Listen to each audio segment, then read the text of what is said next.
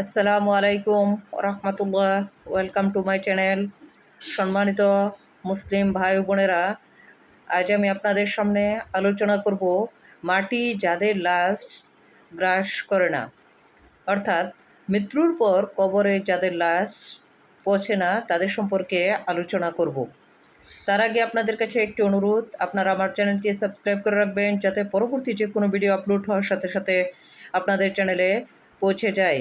এবং এটি যেহেতু একটি ইসলামিক ভিডিওটি আপনারা অন্যদের মাঝে শেয়ার করে দিবেন যাতে অন্য মুসলিম ভাই বোনেরা দেখে কিছুটা হলেও উপকৃত হতে পারে।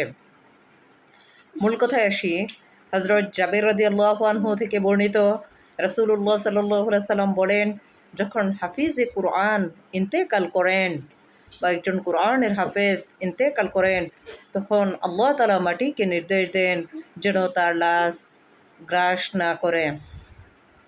মাটি বলে, হে আল্লাহ, যে বক্ষে আপনার পবিত্র কালাম আছে আমি কি করে তা গ্রাস করতে পারি।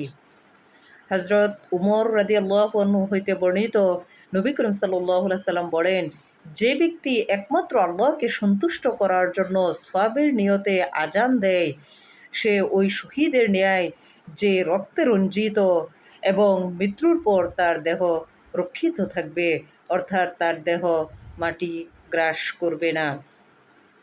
যে ব্যক্তি একমাত্র আল্লাহকে সন্তুষ্ট করার জন্য আজান দেয়, সে ব্যক্তি ওই শহীদের ন্যায় যার দেহ রক্তে রঞ্জিত হইয়াছিল এবং তার দেহ মৃত্যুর পর মাটি গ্রাস করবে না। অন্য এক বর্ণনায় আছে, কিয়ামতের দিন হাসরের ময়দানে মুয়াজ্জিনের ঘাড় লম্বা থাকবে, কবরে তার দেহ রক্ষিত থাকবে, অর্থাৎ মুয়াজ্জিনের মাথা সবার উপরে থাকবে।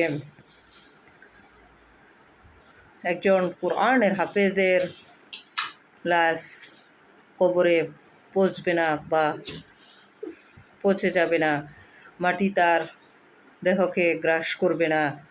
কারণ হচ্ছে, একজন কুরআনের হাফেজ যখন ইন্তেকাল করেন তখন আল্লাহ তাআলা মাটিকে নির্দেশ দেন যেন তার লাশ গ্রাস না করে এবং সেই লাশ যেন মাটিতে পৌঁছে না যায়।